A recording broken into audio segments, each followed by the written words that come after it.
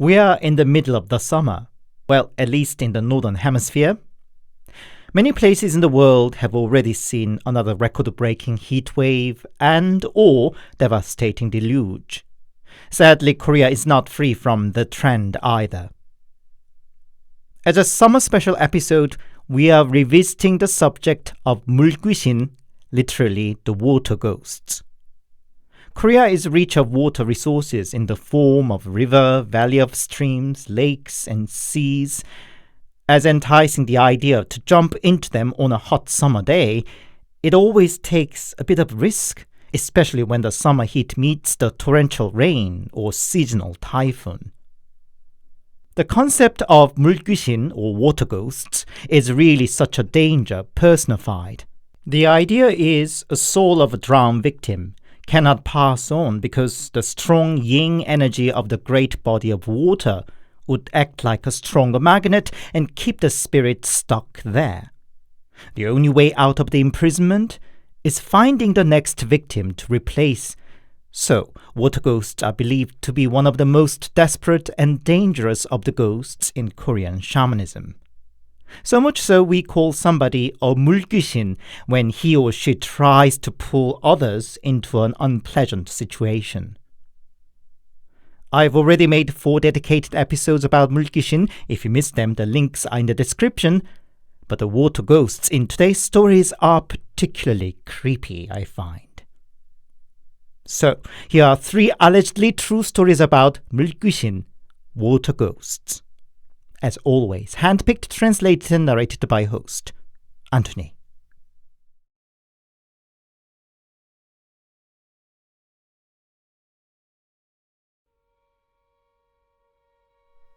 It's from when I was little.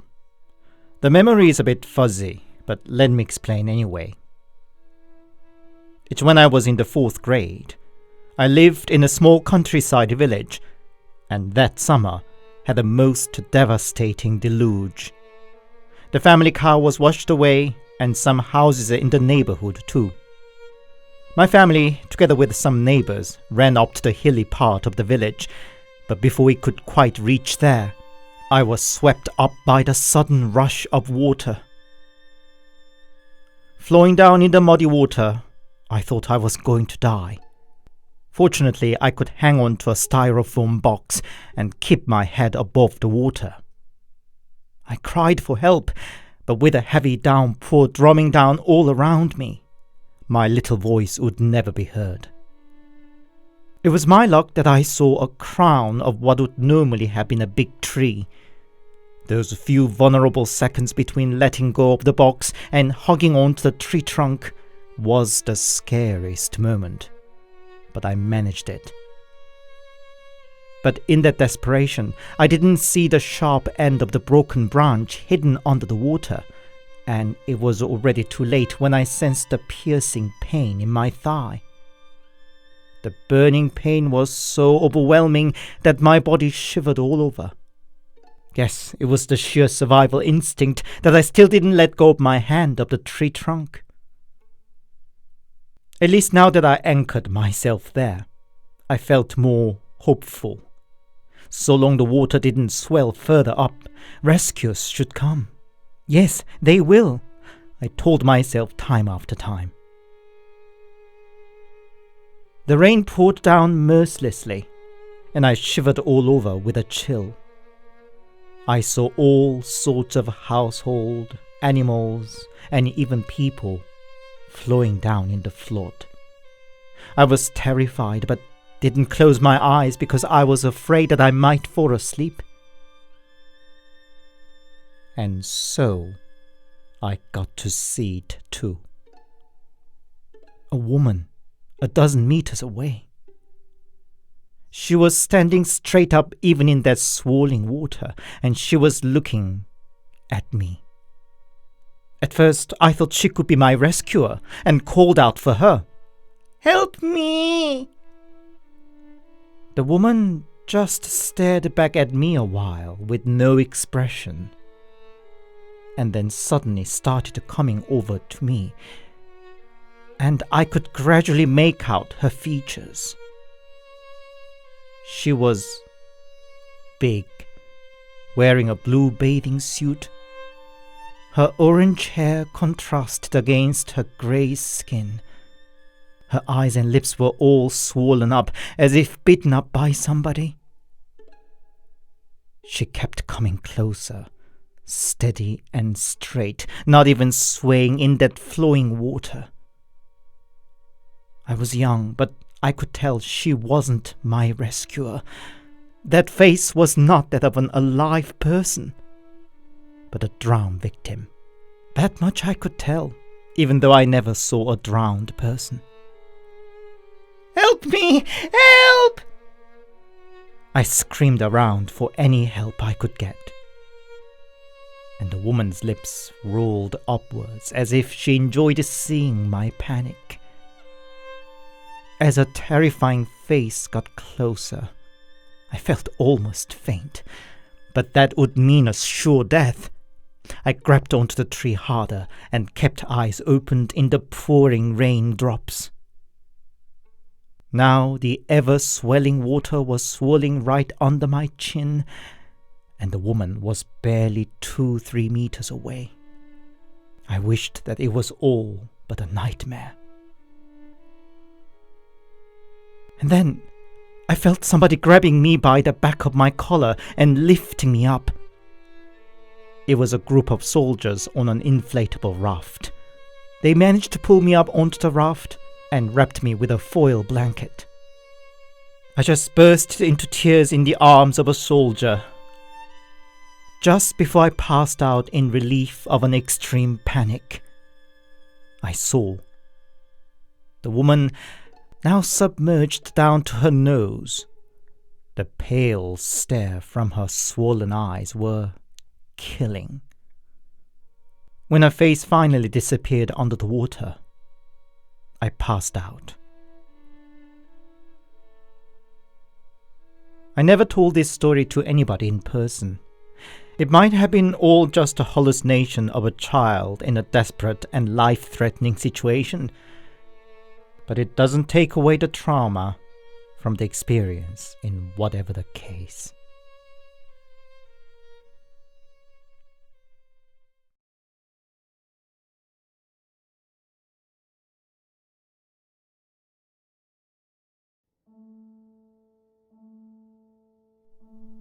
It's a story about my sister's close friend. I'll call her Young-hee for the sake of the story. Young-hee lost her mom when she was little, and her dad married again. Her stepmother apparently had spiritual talent. She didn't exactly work as a professional shaman, but some clients would still come to visit her. It might be often the case that a child doesn't get along that well with her step-parent, but in the case of Young-hee, she was ever so grateful for her stepmother. No wonder, because her stepmother saved her life. It was during the first summer vacation after Young-hee entered school. Young-hee, her dad, and stepmother went on a picnic by a river. The family spent a fun day playing in the water and catching some sweetwater shells. By the lunchtime, the stepmother went out to the riverbank to prepare lunch for the family, while Young-hee and her dad carried on, catching some more shells by the shallow water. Honey, come out! Grab Young-hee and come out of water, quickly! Suddenly, stepmother shouted from the bank. What? Why? Give us a minute, Dad said, but before he could finish, Out! Out! Right now! Out of the water! Stepmother almost bewailed like a mad woman. Neither Young-hee nor her dad ever saw her acting like that. Dad couldn't dare to say anything more. He lifted Young-hee up and went up to the river bank. But stepmother didn't calm down. She yelled to others in the river too. Everybody, come out of the water right now if you want to live! Of course, most just gave one glance and ignored her. Hey, what is wrong? Why are you crying like a mad woman? Young-hee's dad said. The water river is infested with water ghosts," stepmother said. Young-hee and her dad looked over the river as she pointed, not that they could see what she saw. Barely a few seconds later, a group of teenage boys cried out in the river that one of their pals was gone missing in the water. Some adults around jumped in to help, and soon rescuers arrived too. But the boy was gone missing, only to be found stuck under the water, dead. There was an unexpected hole on the river floor, and his foot tangled up by water plants there. Later, Young-hee's stepmother explained. She already sensed a bit of a chill when they arrived there, but it wasn't too strong at first. But when she came up to the river bank and looked over to Young-hee and her husband, she saw something black. A head submerged in the water, slowly approaching to them. She realized it was a water ghost, and so desperately called out for them. When Young-hee and Dad walked out of the water and it lost the target, the water ghost then moved away to other people. And just a few moments later, the teenager boy was gone missing in the water. It all could have been just a coincidence, and the unfortunate death was just an accident. But Young-hee firmly believes her stepmother saved her and her dad's life.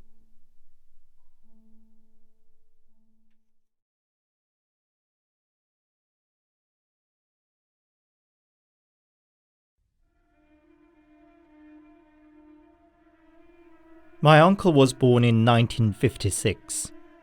I hear he was a natural-born swimmer. In his teens, he won in various swimming competitions, even on international level. But he had to give up the professional career because his father passed away untimely and he had to support the family. But water called for his name, and he chose Navy to serve his military service. There he got to learn underwater wet welding. It led to a job at a big shipbuilding yard in Busan, where he met his future wife. By 1980, the couple settled in Jeju Island, the wife's hometown. A young skilled diver was in high demand for various salvage or underwater constructions, and uncle could lead busy but comfortable life there. Between the beach and dock in that village was big rock and reef formed around it. It provided an ideal environment for various sea lives, so it was a popular spot for hobby anglers.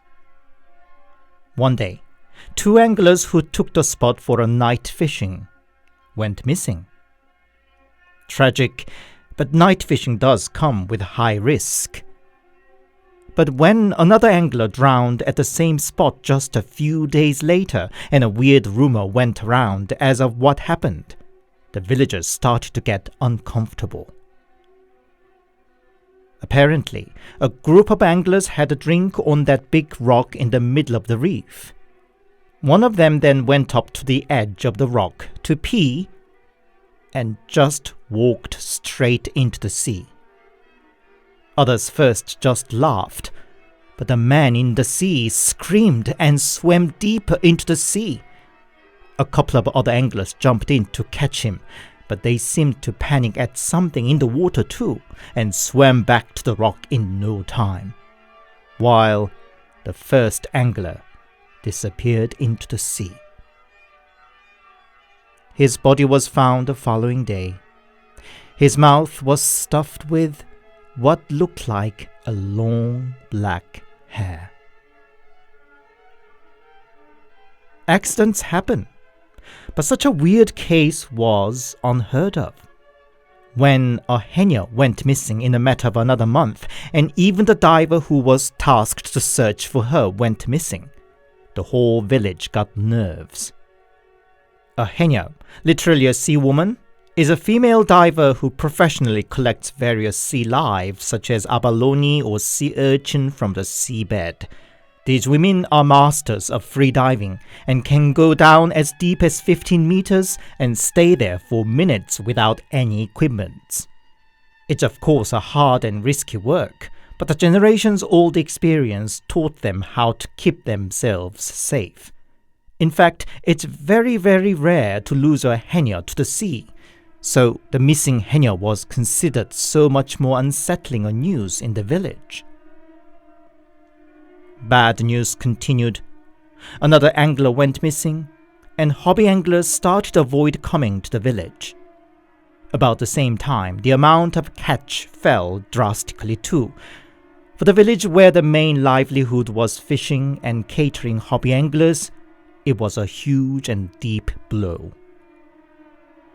Desperate village elders invited a shimbang, Jeju dialect for a shaman. The shimbang, a middle-aged woman with her grey hair in a clean updo, stood at the beach and glared towards the sea for a while. It feels suffocating even from here. This is not just any old thing, she said, more to herself. Back at the village leader's house, she reported, I thought I've seen enough of evil spirits, but that thing in the sea, it's something else altogether. Even my granny god hid herself from the poisonous presence. It too must have once been a human soul, but by now it has turned into a bottomless malicious. So, what should we do about it? The village leader said. Normal rituals wouldn't work. It has long lost its former human memory and soul. It doesn't even have a form of resentment or grudge, but a blind desire to kill. I don't think one can negotiate or appease to it. Where's such a cursed thing from? Why suddenly in our village? It must have been here for a long time, dormant. I don't know exactly how, but something must have triggered it to wake up. Please help us. We'll do whatever you suggest. We can't negotiate with it. We can't banish it either. The only thing we can try is to seal it back off, Shimbang said. Her ritual lasted for 5 days at ebb tide. At the end of it, she wrapped up all the tools used during the ritual with silk threads and sunk them in the sea. Is that it? Are we safe now? Village leader said. I can't guarantee it. We won't be safe if anybody happens to wake it up again. So don't let anybody access to that rock and the reef, Shimbang said. So people stuck rebars painted red around the reef to block the access, and nothing untoward happened anymore. Peaceful days returned to the village, and 4 years passed. One day, Uncle's father-in-law told him, You see, last week I was on the boat out to the sea and heard something weird sound like a female voice, almost like a scream. And then I didn't think about it, but on the way back the same evening, I heard it again. It instantly gave me chills, made me nauseous too. I don't feel good about it. You should be extra careful when you work. Uncle didn't think too much about it. Probably it was just a trauma from the past instant, he thought. A few days later, it was a grey, rainy day in October. Uncle was out to secure the facilities of the fishery before the typhoon that was forecasted to land late that same night. On the way back, the motor of the boat stopped before it reached the dock. The propeller must have got tangled up with a fishing net, as it sometimes happened. Mr. Ko, Uncle's companion, dived in the sea to check on it. But it seemed to take longer than usual. Uncle on the boat nervously looked around and caught the sight of rebars painted red around the rock. Why did it look so much more eerie than usual that day? Then, with the bubbles, Mr. Ko came up on the surface finally. What took you so long? Uncle said. I think it's not fishing net, but looks like a bunch of long hair, Mr. Ko said. But that's not possible. It should be some sort of seaweed. I don't know. Never seen any seaweed like that. Anyway, hand me a pair of shears. Sure you can deal with it? What do you take me as? Fresh? Mr. Go teasingly scoffed and went under the water with the shears. And he never came up again. Uncle dived in himself to search, but there was no trace of Mr. Ko. Uncle had to call for help, and another boat came to tow his boat back to the dock. Soon a search for Mr. Go went ahead, but had to stop soon because the sea was getting wilder as the typhoon approached. Uncle was going mad.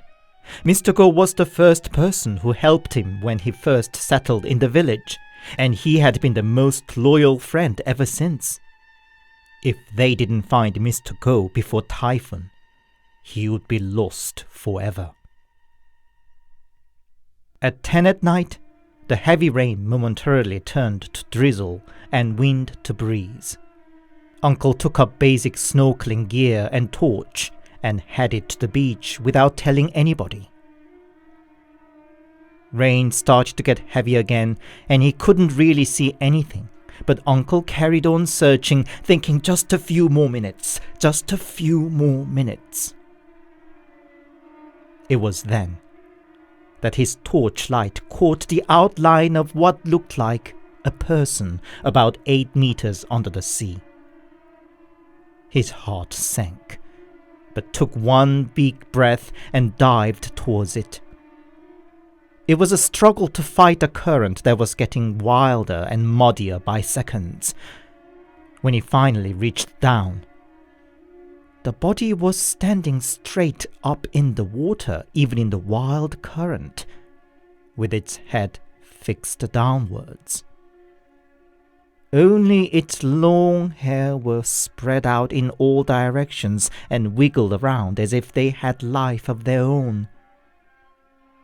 Uncle then realized the person must be at least twice as tall as an average adult man.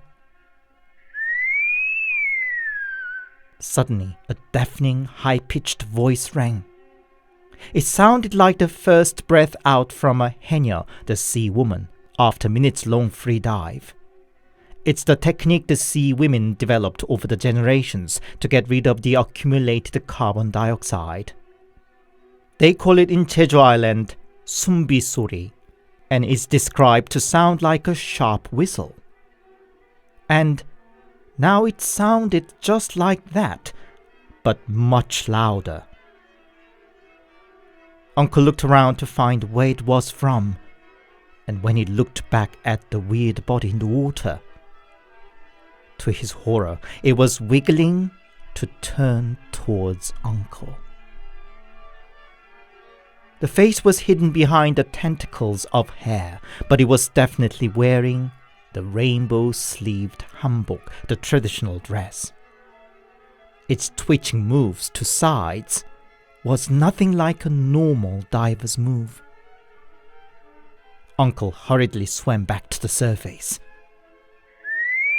Yet another deafening screech was heard. Uncle looked around, but couldn't see anybody, until one moment turned his head and found it face to face right in front of him. Its long hairs flew about in the wave and slapped Uncle's face in all directions. Don't disturb Stab me. Uncle heard it saying. Uncle unwittingly gasped and inhaled a lot of seawater. Feeling burning pain down his airway, he desperately tried to swim away. But he couldn't move further. He reached down to his feet and felt long fingers and sharp nails tugging onto the flipper on his left foot. Uncle wiggled the flipper off from his foot and swam away. But in the wild sea, he couldn't tell his direction anymore. The torch flickered out, and the float he carried to mark his position was lost too. But he couldn't take his time. The waves were getting wilder, and it might catch him any moment now again. He just swam forward. He couldn't tell if he was breathing in air or water, and he couldn't feel his limbs. Until his head hit something hard. He realized he swam right into the sharp rocks of the reef. It must have tore his head open, but ironically, the pain shook him up, and the presence of the reef finally helped him to regain the sense of direction.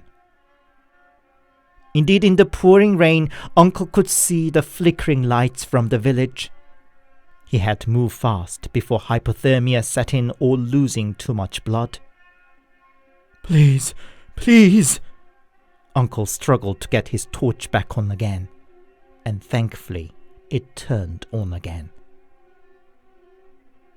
But the first thing that revealed in the light was the forest of rebars painted red. He was right in the middle of the forbidden spot. He feared the wild waves and it in the water, but had no other choice but swim back to the shore. But before he could take off, the torchlight caught a sight about 5 meters off the reef. They were heads of people, a good few dozens of them, just above the surface of the water, and all facing Uncle away. In the wild sea, they didn't seem to sway even a bit.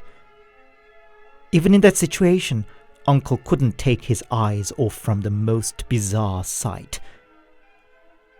But wait! That one! The shaved head with long fat earlobes! It was Mr. Core that Uncle was desperately looking for. Hey, it's me! Come home with me! Uncle shouted. But Mr. Core didn't react. What replied was the screeching whistle that sounded even louder and much closer than before. He instinctively turned the torchlight towards it and faced it again in the water just off the reef. Only its upper body was visible, but it wasn't difficult to tell that its height was much bigger than any normal person. Its face was blue and bloated. On its forehead were many red spots. The droopy eyes on each end of abnormally wide glabella were so stretched downwards that they almost touched the cheekbones. Its long hairs were floating wildly, framing the face like a lion's mane. And in the center were glaring red eyes. At the end of its rainbow sleeves were long fingers and black nails. It was unmistakably the same thing that attacked back in the sea. Uncle froze on the spot.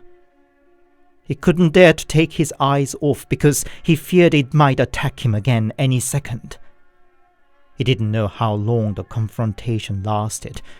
His heart jumped so loud that he couldn't hear the wild waves. His hard panting breathed in the metallic smell from his blood-soaked bodysuit. He knew he couldn't stay on. It was just about 100 meters to swim to the shore. That was the only way to survive.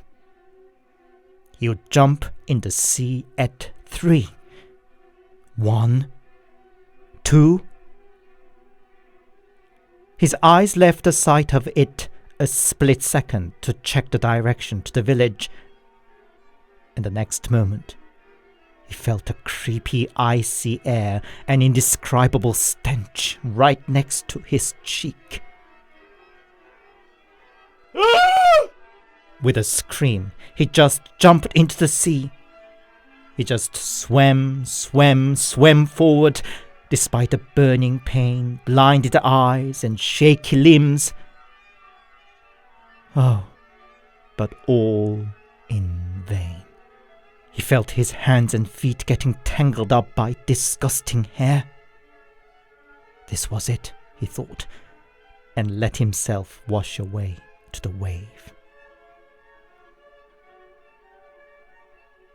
Next thing he realized was he was dragged away, and his feet were touching the ground. Apparently, upon finding Uncle missing, some villagers came out to search for him, and miraculously found him floundering in the sea. He was sent to the emergency. His head needed to get stitched up, and all his 10 fingers were found to have suffered fractures. But the nightmare was not yet over for Uncle. Literally. Every night he had a dream of a clear sky and a calm sea. In the middle of the sea was Mr. Ko. As Uncle approached him, Ko's expression got more and more distorted, and the sky got darker. Mr. Ko stared at Uncle with resentment, and the moment he opened his mouth, it was back right up at Uncle with the malicious red eyes. As it laughed with its mouth wide opened, it revealed tangled hairs and scarlet gauze in the mouth. Uncle would invariably wake up while he was helplessly dragged into the deep abyss. A few days later, a surprising news arrived. That Mr. Ko was found on the beach. He was in a critical condition, but somehow still alive. When Ko recovered enough to be able to communicate, Uncle visited him, but apparently he didn't remember anything as of what happened, and nothing of horrible things my uncle witnessed. That night, Uncle saw it in his dream once again. With a choked up voice by hair and gore, it said, I give you back what you were looking for you have survived me, but never come back. You won't be lucky twice. And I will take one, for I gave you one back. Uncle took its warning seriously. He gave up his diving career and moved back to the mainland together with his family. After a few years, he got to hear a piece of news from the old village. That the shaman who sealed the evil water ghost went missing. The only thing she left behind were her shrine room all turned upside down and wet.